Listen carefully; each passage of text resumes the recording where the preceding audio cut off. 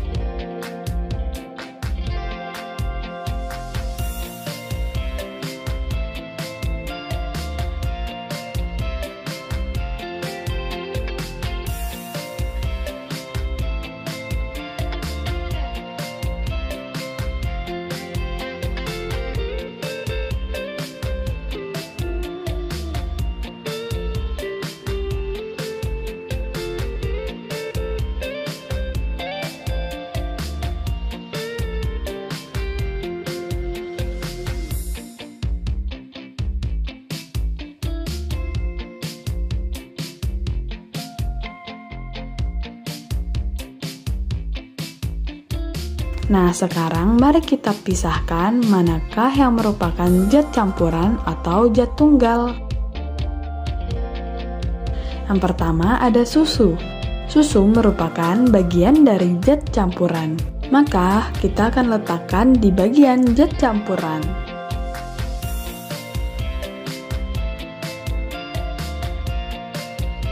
Yang kedua ada tepung. Tepung merupakan bagian dari zat tunggal, maka kita akan letakkan di bagian zat tunggal.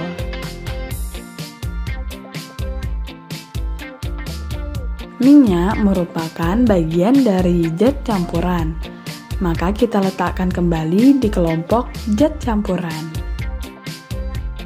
Setelah itu ada gula. Gula merupakan bagian dari zat tunggal, maka kita letakkan kembali pada kelompok zat tunggal. Garam merupakan bagian dari zat tunggal, maka kita letakkan kembali pada kelompok zat tunggal. Lalu ada kopi. Kopi merupakan bagian dari zat campuran, maka kita letakkan kembali pada bagian zat campuran. Teh merupakan bagian dari zat campuran, maka kita letakkan kembali pada kelompok zat campuran.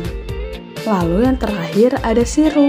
Sirup merupakan bagian dari zat campuran, maka kita perlu meletakkannya pada kelompok zat campuran.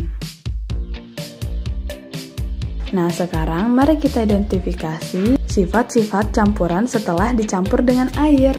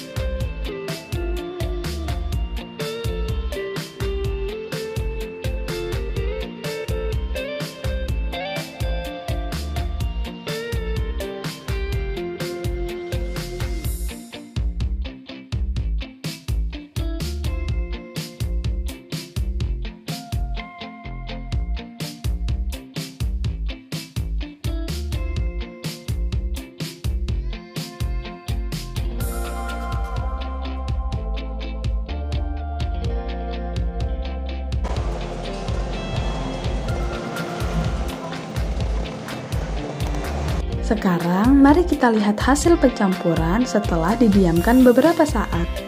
Kondisi susu setelah dicampur dengan air, kita sudah tidak bisa membedakan zat tunggal sebelumnya. Oleh karena itu, ini merupakan campuran homogen. Kondisi teh setelah dicampur dengan air, kita masih bisa membedakan zat sebelumnya. Maka ini disebut dengan campuran heterogen. Kondisi gula setelah dicampur dengan air, kita masih melihat beberapa butiran-butiran gula. Akan tetapi beberapa gula lainnya telah larut dengan air. Maka campuran ini bisa disebut dengan campuran homogen apabila dicampurkan dengan air dengan suhu yang tinggi. Tepung setelah dicampurkan dengan air, kita masih dapat membedakan zat sebelumnya. Oleh karena itu, ini disebut dengan campuran heterogen. Begitu pula dengan garam, setelah dilarutkan dengan air, kita masih bisa melihat beberapa butiran garam. Kita dapat menyebutnya dengan campuran homogen apabila dilarutkan dengan air yang memiliki suhu yang tinggi. Sirup setelah dicampurkan dengan air, maka kita sudah tidak bisa membedakan zat sebelumnya. Hal ini disebut dengan campuran homogen. Kopi setelah dicampurkan dengan air, kita masih bisa membedakan zat sebelumnya. Oleh karena itu, ini disebut dengan campuran heterogen. Pencampuran air dan minyak, kita masih bisa melihat zat sebelumnya. Oleh karena itu, kita sebut dengan zat campuran heterogen. Nah, sekarang kalian sudah tahu kan macam-macamnya? Nah, sampai sini dulu ya pembelajaran kita hari ini. Terima kasih sudah menyimak, sampai bertemu lagi.